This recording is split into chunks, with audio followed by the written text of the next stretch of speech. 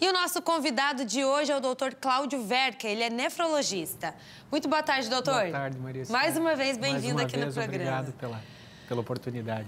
Doutor Cláudio, vamos lá então, importância da água. Parece uma coisa tão corriqueira que a gente sempre escuta falar, mas mesmo assim tem gente que não vê a importância e não bebe a quantidade que precisa para o corpo funcionar da melhor maneira, né? Para que a água é importante para o nosso corpo? Todo o funcionamento biológico do nosso corpo ele é embasado em água. Tá? A vida como conhecemos até o momento, do ponto de vista científico, ela depende de água para existir. Todas as reações químicas do organismo precisam ocorrer no meio aquoso. E essa quantidade de água precisa ser adequada. Então, a água literalmente é vida. Tá?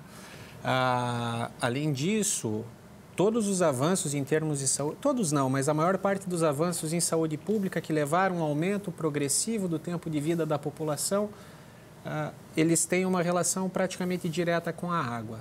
Tá? Então, quando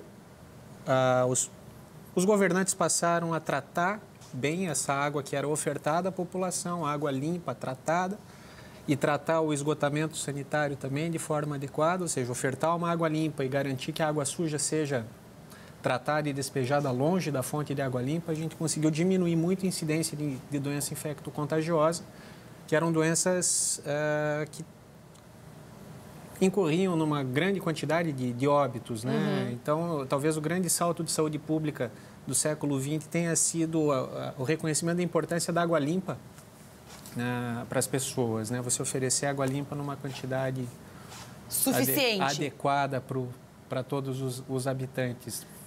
Enfim, e a gente sabe também que a água é muito importante para a temperatura do nosso corpo, né, para o bom funcionamento, como você mesmo disse. Mas uma dúvida também é sobre a quantidade que a gente deve beber por dia.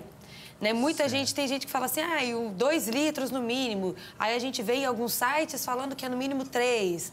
Como a gente deve saber o quanto ingerir? Porque eu acredito que uma criança deva beber uma quantidade diferente de um adulto, por exemplo.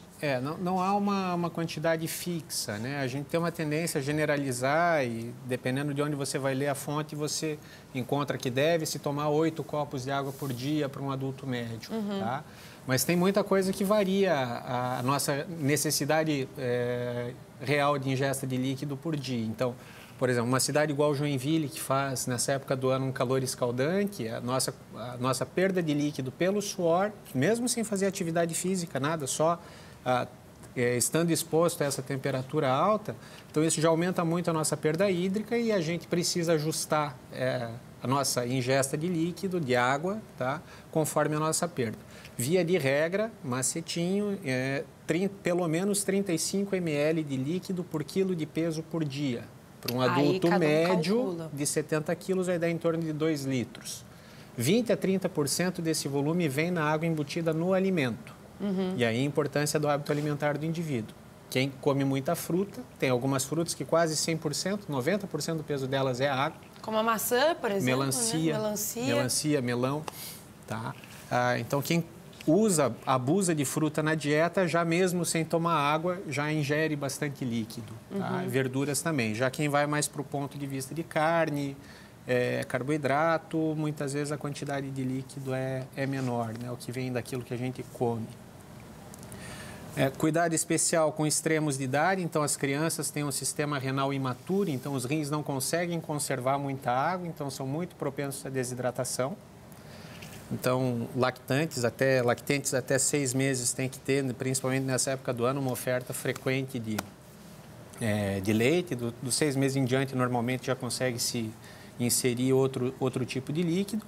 E idosos em uso de várias medicações, às vezes diurético para insuficiência cardíaca, para hipertensão. Alguns antidepressivos também podem levar à desidratação. Então, o paciente idoso não sente muita sede, às vezes usa medicações que tendem a desidratar, então tem que ofertar líquido com alguma frequência. Agora, doutor Cláudio, por outro lado, o excesso de água também pode fazer mal para o organismo? Sim, apesar de nós temos 3 grupos de doenças em que há que se ter uma cautela com ingesta de líquido.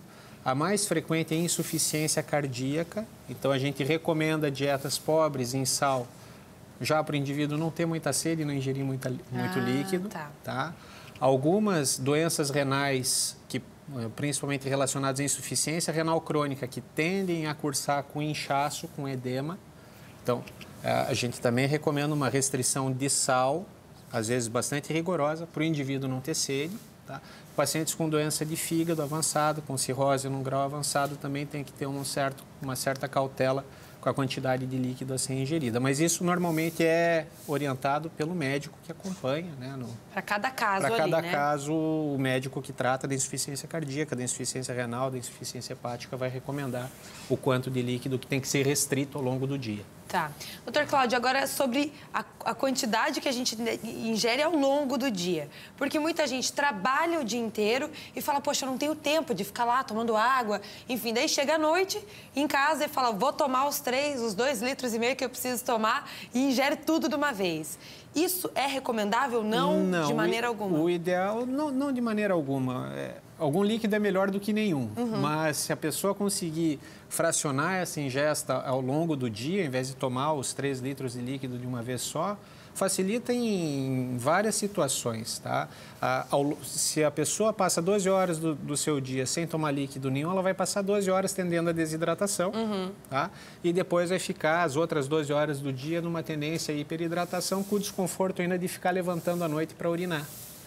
Tá? Exatamente. Então, o ideal é fracionar a ingesta de líquido. Claro, tem situações, às vezes, pelo trabalho, pela rotina, que é mais difícil, mas tem que criar o hábito daí de fazer ingesta nos intervalos. O que a gente escuta muita gente falar é que, assim, para você saber se você está tomando a quantidade suficiente de água, basta você olhar a cor da urina. Se ela estiver bem clarinha, tá ok. Tá okay. Dá para a gente se basear nisso também? É uma forma barata e, de certa forma, eficaz. Tá? Tem algumas medicações que pacientes que tomam, indivíduos que tomam remédio, que eventualmente a própria medicação serve como corante e a gente perde esse parâmetro. Mas indivíduos que não fazem uso de remédio de nenhum tipo, pode observar a cor da urina e o odor da urina. Indivíduo que está cronicamente, levemente desidratado, a urina é uma urina de odor mais forte, ela é mais rica em ureia, amônia, então... E isso é uma queixa, às vezes, frequente em consultório. Tem um cheiro forte na urina, você orienta. Não, toma mais líquido. Toma mais água. Vai eliminar mais água na urina e a tendência é que essas substâncias se diluam. Doutor Cláudio, obrigada. Obrigada pelas dicas aqui. Muito bom a gente receber esse tipo de orientação agora com a chegada do verão. Muito obrigada, doutor.